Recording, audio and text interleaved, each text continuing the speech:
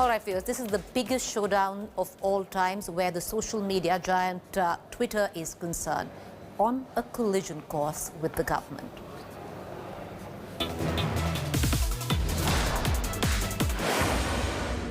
Big tech is there. It's in my life, very, very visibly in my life. So you have a big presence. Where's the responsibility?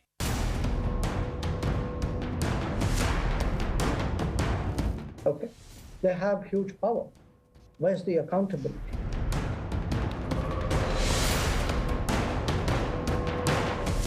The biggest and the most direct attack on big tech. External Affairs Minister Dr. S. Jaishankar exposed double standards of social media giants at the India Global Forum, raising the debate about accountability with big power that big tech wields and responsibility with their massive presence in our lives. In a democratic society, we have to ask ourselves, okay, big tech is there. It's in my life, very, very visibly in my life.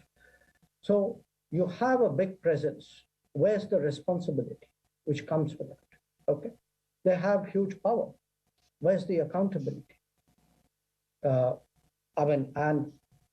This is again not an issue limited to India. They harvest our data as they do across the world.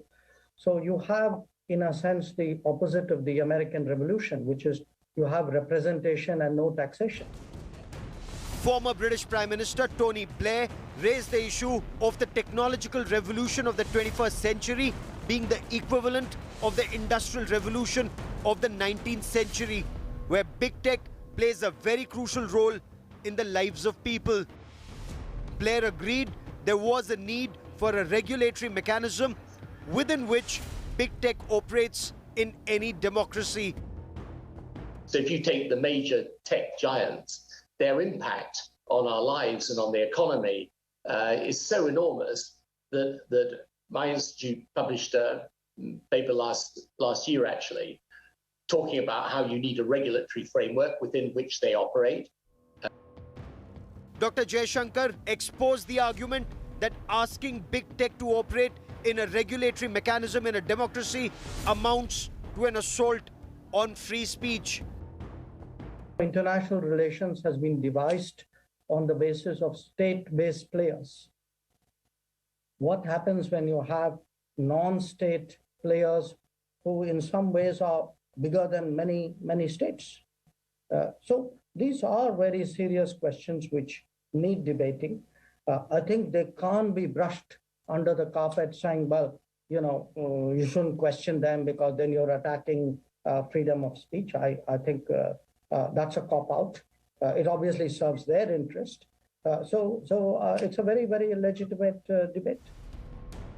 India had in February directed big tech giants to operate in a regulatory mechanism and appoint a grievance redressal officer to respond to grievances of social media users, a nodal officer to interact with government agencies, and a compliance officer to file a monthly compliance report on complaints and action taken. Twitter is yet to appoint the three, despite a week-long grace period given after the May 26 deadline. Union Law and IT Minister Ravi Shankar Prasad has accused Twitter of following an arbitrary approach. You, in Washington, when some people invade the Capitol, you stop their Twitter account, which also involved a president at that point in time. Your decision? But when the Red Fort of Delhi is invaded during the farmer strike by terrorist supporters with sword-wielding people, Red Fort is where the Prime Minister hoists the national flag. You say it is freedom of speech? The Parliamentary Standing Committee on Information Technology has also given Twitter a 48-hour deadline to explain why Union Law and IT Minister Ravi Shankar Prasad's Twitter account was blocked for an hour and directed the micro-blogging platform to comply with Indian IT laws and rules. Bureau Report, India Today.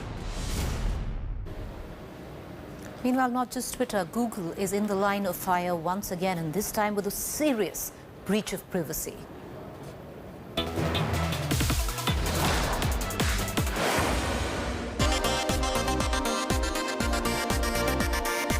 There's a little Google in everyone's life.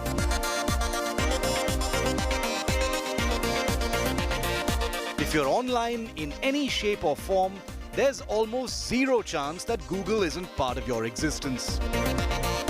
You've always known somewhere that tech companies keep tabs on your life, your habits, what you watch, what you shop for, where you go, who you meet, and what you say. But Google's links in your life have just become a little more explicit. During a deposition before India's Parliamentary Standing Committee on Information Technology, headed by Congress MP Shashi Tharoor on the need to safeguard citizens' rights, top sources tell India Today that Google representatives admitted that Google employees listen to private recordings of customer conversations via Google Assistant. Sources say Google admitted that its employees listen when users with Google Assistant on their phones and smart speakers say "OK Google" to kickstart a conversation with the assistant, very much like Amazon's Alexa. Significantly, the Google team admitted that some user conversations were recorded even when users weren't activating Google Assistant. Google has said that only general conversations were recorded, never anything sensitive. Now, how Google actually differentiates is something it didn't clarify to the parliamentary panel. To sum up, admission number one, employees do listen to private recordings via Google Assistant. They listen to Google Assistant instructions, but that these recordings are of general conversations, nothing sensitive. Get a Lyft ride to my hotel. The admissions by Google explain why lakhs of users, right after asking Google Assistant, for instance, about hotels in a city, start getting messages on their accounts on different platforms about deals and offers, is what one member of the parliamentary panel observed. Deeming it a serious breach of user privacy, the panel's final report is expected to make recommendations to the central government on it. I think currently, in the absence of a data privacy law, it looks very difficult because all these things are done in the form of collecting data for precision advertisement. So in my opinion, once we have the data privacy bill in place, then I think we will be able to better regulate these companies and maybe deny certain things or maybe force them to clarify to every user that how they are collecting your data, when they are collecting and how they are using.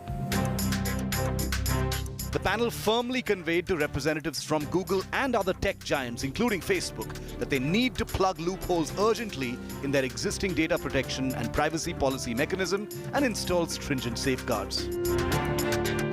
The government can mandate the service providers like Google to stop hearing the conversations of the users who are using Google Assistant in India. Why? Because Google is an intermediary under Section 21W of the Information Technology Act 2000. It's mandated to exercise due diligence. Social media platforms that have challenged India's new IT rules have found Indian politicians uniting across party lines to direct Facebook, Google and others to comply with the country's laws. The absence of a political divide has led to extensive grueling of teams from these tech giants. With Rahul Srivastav in Delhi, Bureau Report, India Today. All right, viewers, where Punjab is concerned, massive infighting where the Congress comes into play. And today, Priyanka Gandhi had a meeting with Navjot Singh Sidhu. However, putting the spotlight on the fact that the Gandhis did not meet the Chief Minister of Punjab, Captain Amarinder Singh.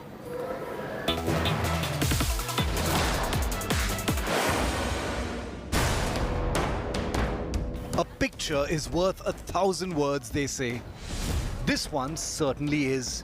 The country's political pundits are scratching their heads, decoding what's going on.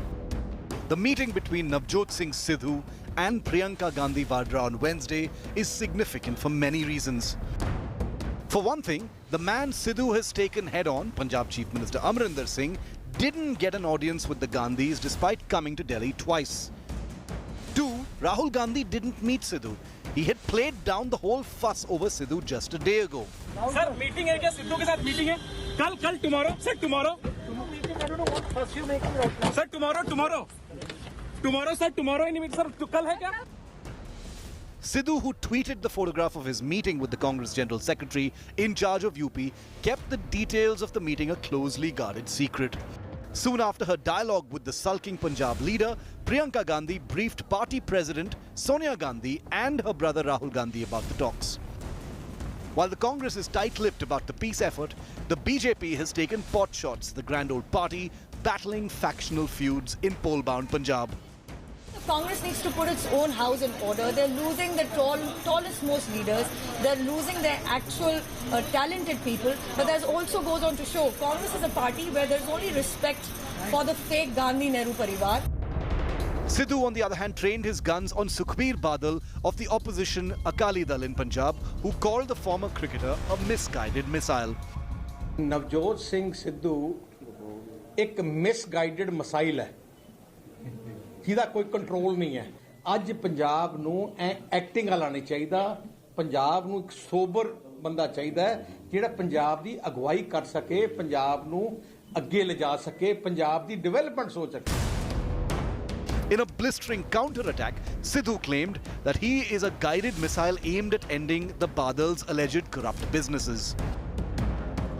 By allowing Sidhu an audience with Priyanka Gandhi Vadra and not Rahul Gandhi and Sonia Gandhi, the Congress party has tried to strike a balance between Captain and Sidhu camps. Toning down Sidhu, addressing concerns raised by him and accommodating him in the state unit are the next logical steps likely to be followed to quell infighting in the Punjab unit and gear it up for the upcoming polls. With camera person Pavan Kumar, this is Anand Patel in New Delhi for India Today.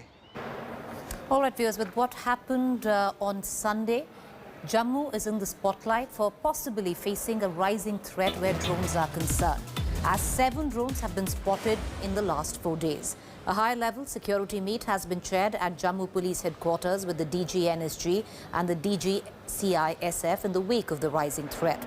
Sources tell India Today that to beef up the security, anti-drone systems have been deployed by the NSG at the Jammu Air Force Station. Electro-optic system along with soft jammers have been deployed for high-tech surveillance. In addition to that, anti-drone guns have been deployed with high mast lights. Rajouri District Administration in Jammu has banned the use of the storage of drones and other flying objects to counter the drone threat. And the police have started a door-to-door verification drive in residential areas near the Air Force Station. All of this after a drone was spotted at 4:40 a.m. near Goswami Enclave in Kaluchak, while another drone was spotted at 4:52 a.m. near the Jammu Air Force signal in Kunjwani.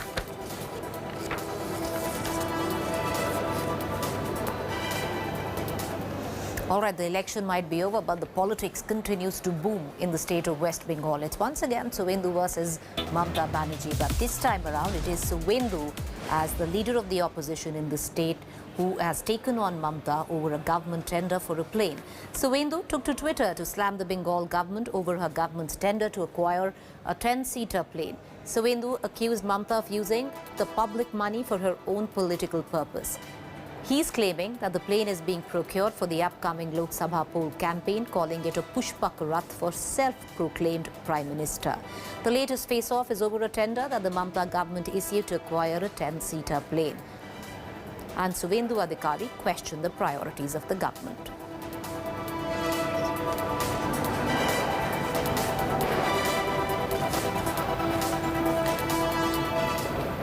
All right, let's get you the very latest coming in right now. Brazil has incidentally rejected a huge order where Covaxin is concerned by Bharat Biotech.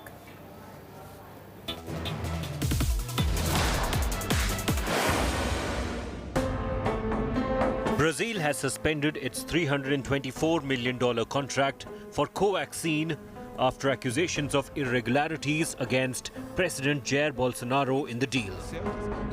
The decision to suspend the vaccine deal was taken by the government after an advice by the Comptroller General of the Union. The deal to buy 20 million doses from Bharat Biotech got mired in controversy after whistleblowers spoke out alleging possible corruption. The Bolsonaro government is accused of buying the vaccine at $15 per dose, while the Pfizer vaccine was being offered at $10. It is being alleged that Bharat Biotech has sent an invoice for an advanced payment of $45 million through Singapore-based company Madison Biotech. This invoice is allegedly in violation of the contract. The Senate Commission investigating the charges will also probe whether Bharat Biotech representative Precisa Medicamentos received $100 million for facilitating the contract. The investigation started after a former head of the Health Ministry's import division, Ricardo Miranda, claimed there was pressure on him to clear the Covaxin deal. President Bolsonaro has rejected the charges.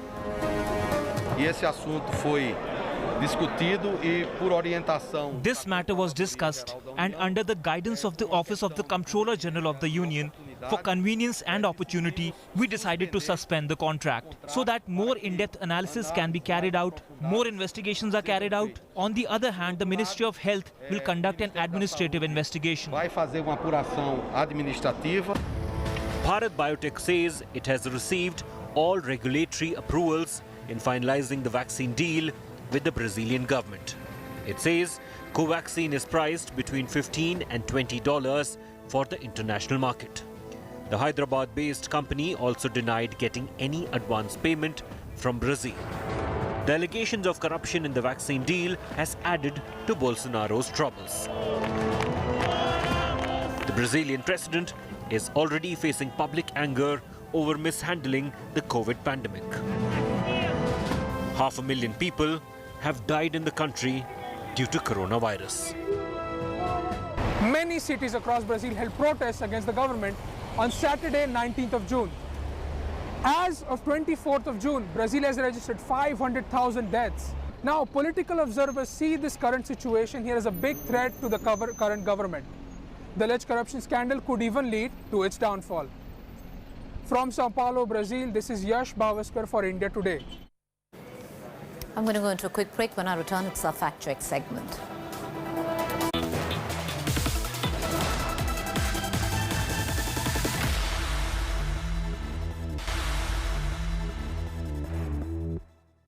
Welcome back, viewers. You're watching our fact check segment where we bust certain claims masquerading to be facts on social media platforms and WhatsApp groups. Now, there is a claim floating about with a picture suggesting that cops beat up an old woman during the farmers' agitation in Chandigarh. The fact check on that is this picture is false. This is fake news. The picture was taken on August 15th in Punjab's Patiala. Nothing to do with the farmers' protest. With that, it's a wrap on 7 at 7, but do stay tuned, because up next is To The Point.